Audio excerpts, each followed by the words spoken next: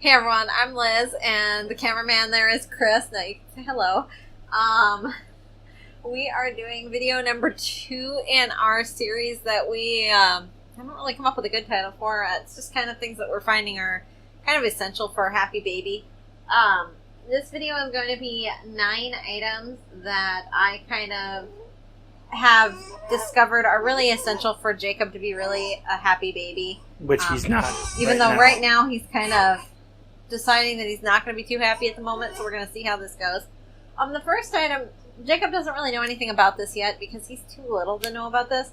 And this is something that Chris and I started before we ever even got pregnant. And that is to get something that works for your family to start saving some money up. And this money will go to Jacob's college fund. I actually found this guy at Walmart. He was $10 and just fell in love with him. He's super soft. I named him Stuart. And Stuart lives in Jacob's room right next to his crib.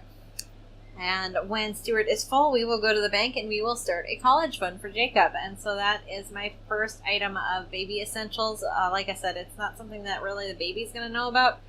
But you as parents will know about it. And it's super easy. Like every time you pay for something with cash, you get like a dime back, a nickel back, whatever. You throw it in the piggy bank. And when it's full, you go start a bank account. Once you've got that beginning bank account set up, it's easy enough to put $10, $20, whatever you can afford in there every month. And it'll just grow, and your child will have whatever you were able to save over 18 years when they go to college. And it doesn't have to be 18 years. It's never really too late to start something like this. Yes, but there is one thing you got to be careful of. A lot of banks will require a minimum amount for an account. Bank shop. That's what I'm going to say. Bank shop. So, like, a little story. My grandfather started a college fund for all of his grandkids. There was like, math is hard. I don't know, like 7, 9, whatever grandkids. A lot of you. He started with like, $50 per kid. And, like, I don't know, 15 years down the line, I was talking to him and I'm like, you should maybe see what's in there. And he called the bank. There was nothing in there. Because they had penalized him for not depositing every month. Right, because, they came out with this thing that if your account is so old without any activity and you have less than $200, we're just going to absorb the money. And that was, let's see, 7 kids. That was $350 to $450. Across 7 or 8 accounts. Yeah. The bank that I have decided we're going to be putting this money into, and there's a reason I have decided, is because I've done some research on the banks in our area, the local banks. The bank that I've decided we are going to be going with is, they don't have a minimum amount you have to put in every month, as long as you're putting in like $1 every month. Then the account will stay current and open. So just bank shop. Make sure you know a good bank in your area that you can trust with your child's college fund. And try to have, like, by doing this piggy bank route, it might be Jacob's first birthday before we start the account, but try to have $200 or $300 to start the account initially. Then you've at least got a good little nest egg started for your child. The next thing I want to talk about are burp cloths. Now, I'm not talking about those little thin ones that are cute. They are adorable, but in my opinion, they're not really worth the money. Because they'll go, when I put them on my shoulder, for example, they'll cover from about here to about here. And in my case, I have a baby that likes to grab onto that burp cloth and take it with him and wiggle around on my shoulder. And he likes to wipe his own face and his own mouth. And we're going to have to find a good picture to post in this video so you can see exactly how adorable he is when he does that. My cousin actually told me about using cloth diapers. And she sent me 5 or 6 to get started. I have since purchased another 30 or 40 just trying to find the ones that my cousin sent me. I think I finally figured it out. I think they're the Gerber cloth diapers, which is what this one is. If you kind of zoom in on the camera, you can see it's a little thicker in the center than on the edges, which this is what would go on the baby's bum. Which means if you can manage to get your baby to spit up in the center here, nothing gets through to your clothes or whatever. Whereas this one, if you kind of zoom in, it's kind of the same thickness all the way across.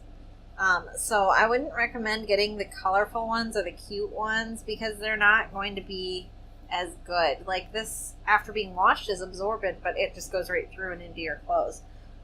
Another thing to note is these won't be absorbent until you wash them. Once you have washed them and dried them, then they are perfect. They're amazing. I keep them in my kitchen, in my living room, my bedroom, the nursery, my car, everywhere. Everywhere the baby is, I have a Burp Cloth. As you can see, he's even got one of the ones that I don't like as much on his bassinet. These you can pick up at Walmart, a 10-pack for $13.99, which I know it sounds like a lot, but if you think about the fact that you're getting 10 Burp Cloths for $14, I think I bought 4 of those cutesy ones for $10. So it's a way better value than spending $10 on 4. So the next thing I'm going to talk about is something that most people probably don't associate with babies. And there's a little story that goes along with this one. When Jacob was born, we tried breastfeeding. We kind of let the hospital pressure us into breastfeeding him instead of going with formula, which multiple generations in my family have had to go with formula, just due to allergies and intolerance of the milk and whatnot. And so after a month of trying breastfeeding, we finally switched to formula, and he's a much happier baby now, by the way. So one thing that is essential for formula is a way to carry portable formula without it being in the water, because once it is in the water, it's only good for so long. If you don't have it in the water yet, it's good until you mix it, basically. And so we initially started out with these. They're cosmetic jars from Target. I paid 75 cents a piece for them. I bought 10 of them. And the reason I bought so many is on the overnights, what we do is we set up our portions of formula mix for every single feeding in a container and our bottles with the water. So all we have to do is dump the powder into the water and shake it up and mix it. And someone is really active in his sleep right now. And so I had enough that I had 6 of these that I could set on my dresser with and this is the perfect size for 1 scoop of formula, by the way. And I had 4 in the diaper bag. So that if I had to run out the door with Jacob, I had my 4 bottles of formula, or my 4 tabs of formula, and enough water for 4 bottles of formula with me, because I use the bottled water with him. As he got bigger, of course, these were no longer really viable. So it is short term, but it's only $7.50 to get 10 of them. It's not super expensive. I got these at Target in the travel section. So the next thing we moved up to is an actual formula dispenser. Also sold at Target. This is Munchkin brand. I think I paid $3.99 for this. I have 2 of them. I love them. This can hold up to 9 ounces worth of powder mix in each of the 3 slices, and the lid just rotates around, opens up, and you can pour your formula right into your bottles. These are from the infant department at Target. I paid $3.99 for each of them. I have 2 of them. I love these things. They are invaluable for feeding my baby. The next thing that kind of goes along with the formula dispenser and the cosmetic jars are bottles. I didn't think that this was something that would be that difficult. I mean, I figured just get typical bottles, right? No. In our case, our son has reflux really bad. Hi, Boots. And I've got a helper. And if he eats out of a straight bottle, he spits up a lot. Anywhere from 1/4 to half of each feeding he will spit up. Whereas with this, it allows us to do upright feeding. So we can kind of have Jacob sitting like this and the bottle going into his mouth like so.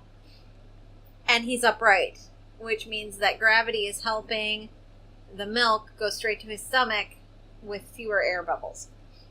These are the Playtex baby bottles, 6 ounces. You can get 3 of these for $12-ish at Target. I didn't get a chance to get the actual price because they're on sale this week. So, yeah, if we happen to get this uploaded before the end of the week, they're on sale for $6 for 3.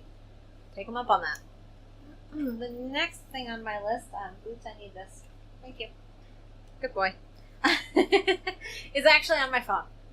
Now, this is available as a free app, or you can pay for it. We paid for it, and it is an app called Feed Baby. So you can see I've got my picture of Jacob here. It tells me how old he is. It tells me how much he weighed at his last time that I recorded it. I actually need to update that because he's 11 pounds, 2.75 ounces today. And then, as you notice, I've got all these menus that I can go in, and I was able to personalize what I wanted it to show.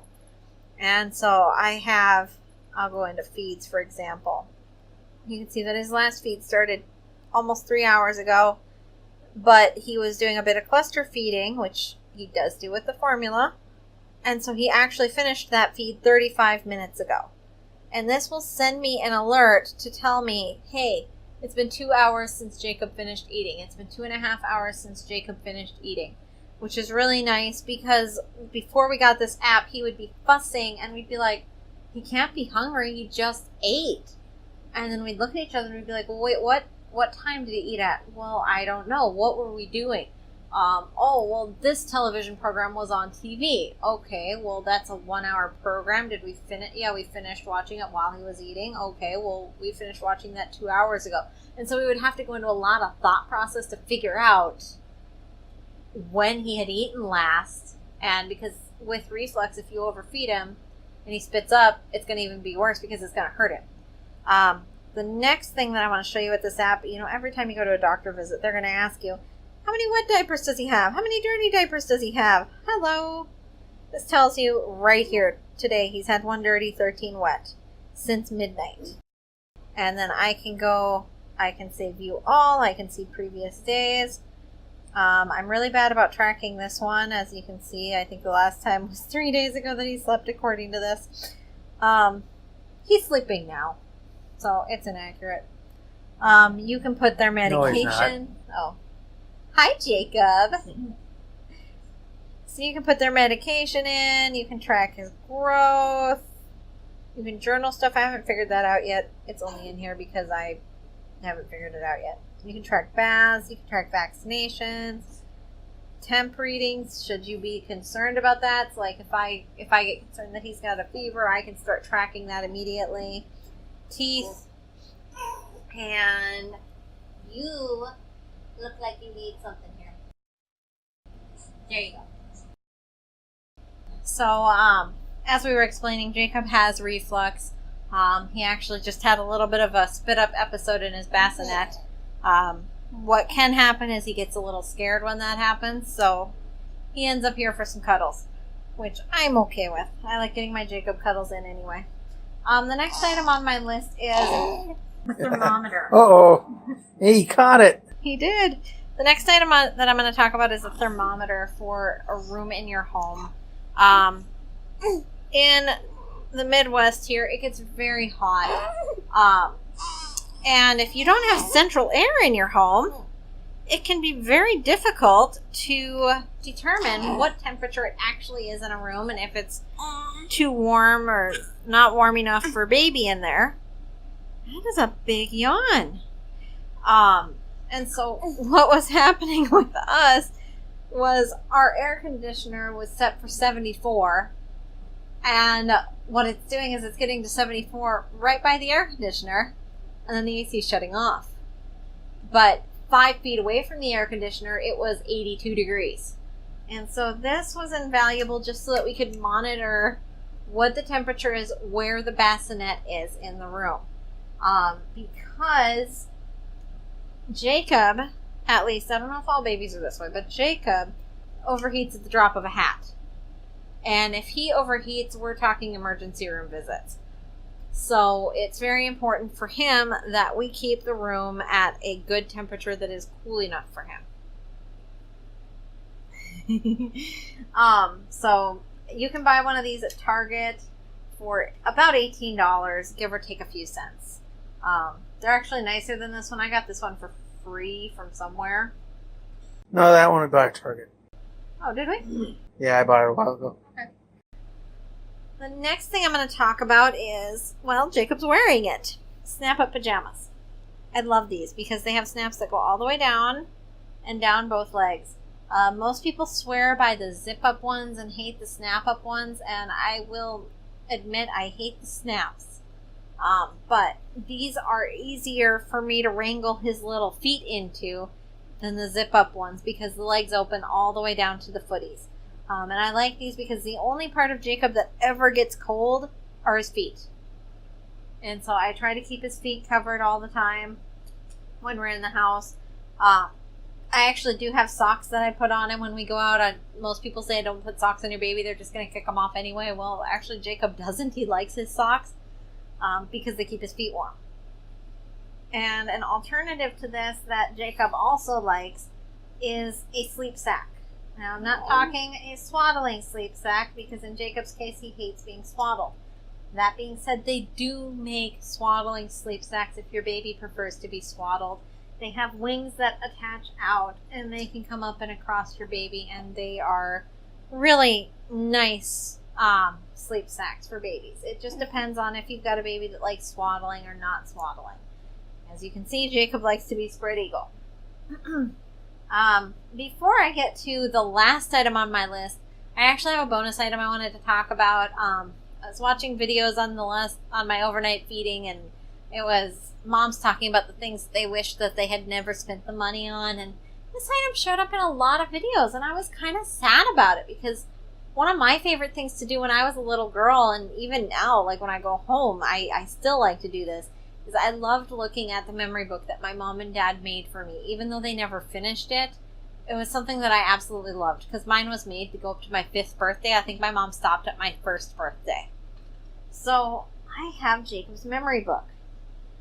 And as you can see, it's pretty thick with things from the different events in his life or leading up to his life. Yes, it is, and I cannot wait to share it with you. And so we've got some photos from his room. We've got his information, his first sonogram. One of my favorite pages in here is, let me get to it here. Well, here, Jacob is going to love this when he's older. The first picture of baby. Him screaming on a table, indignant and being pulled out of the womb. And then here's the page that I'm trying to get to. It's mementos from his year of birth. And so I pulled this out of a newspaper article. It was a person going across North Dakota retracing the steps of his Norwegian ancestors. We have, in our area, we have what's called the Yemkamp Center, which is where a actual longboat that was built in 84, 85 is stored and displayed, and you can actually see it. And this boat was built in Holly, Minnesota, put in the water in Duluth, Minnesota, sailed all the way to Norway, and brought back on, I want to say, a Navy carrier. Full honors. And then, so we got, so we're going to have to edit the video. Sorry, honey. Mm-hmm. And then we've got our flag from the Yemkamp Center, Norwegian flag, Finnish, I believe.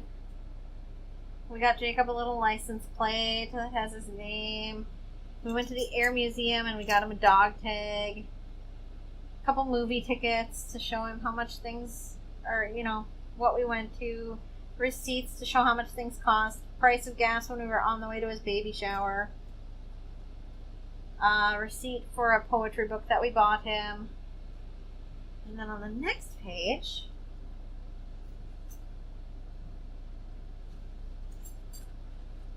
what things cost the year he was born. So this is kind of cool. I want to say the year I was born, gas was like 75 cents a gallon. Because this page is in my baby book too. And then we've also got photographs of Jacob. Photographs commemorating the baby showers that were thrown for him. The cards that were given to him. More photographs. And so this is just something that, to me, it was really important to do for him. His first month. I don't have anything here yet because that didn't happen yet. we have this because this is going to happen right after his 3rd month day. His footprints. We've got, these actually show up in a few places in here. And then more stuff in the MComp Center. So. And Boots is just happy holding the book for you. He is. He's a good cat. I jokingly told Chris that when we were doing the hand and footprints in the baby book itself, I wanted to get red ink. I said it would be the blood of Jacob's enemies. Chris vetoed that. Mm-hmm. He said I had to use blue. Comment below, do you think we should have used red anyway? And our last item on the list is another thing that a lot of moms say that they wish they hadn't got. They are glad they got it when their babies started teething, but they wish they hadn't gotten it for newborns. Well, you can see what he's holding. He calls it his nuck-nuck. No, we call it his nuck-nuck. It's actually a Soothie brand? Is that it's it? It's Wubbanub. Wubbanub. Wubbanub. Wubbanub? No, Wubbanub. Wubbanub brand. This is a spare one. Jacob doesn't really like this one. Because it doesn't smell like him? It doesn't smell like him, apparently. The thing that we like about this is when he loses the pacifier, which happens every 30 or 40 seconds, it doesn't matter what kind of pacifier we use, because he puts his hands up on his face and then he flings his arms out. Well, when he flings his arms out, what goes with them? Nuck nuck. So when he flings his arms out with nuck-nuck, he can't necessarily get this part in his mouth, but he can get this part in his mouth. He can get the ears, the antlers, the legs, the tail. Whatever he happens to get his mouth on, he just kind of gums it. And it's possible that he's actually teething because I think he's got a tooth coming in. But he loves his nuck-nuck. The only downfall to letting him get this attached to it is I won't let him sleep with it yet, because I have seen him kind of flip up like this and then go against the side of the bassinet so that it's actually blocking his airway. So he doesn't get to sleep at night with it when we're sleeping too. He does get to sleep during the day or in this bassinet with it, because with the strapping him in, there's no way for him to actually roll and kind of get it up against his nose. So, yeah. That's our video. Comment below if you have any baby products that you really recommend or that you want us to try and talk about. We will be doing more videos in this series. Our next one will be kind of traveling with baby and what we discover works, doesn't work, things like that. Packing for traveling for the first time with baby. I think I've got it figured out. I think it's going to go pretty good, so we'll find out. Yeah. I'd say Jacob should wave goodbye to you, but he's kind of out of it. Bye, Jacob. Thanks for watching, everyone. Bye.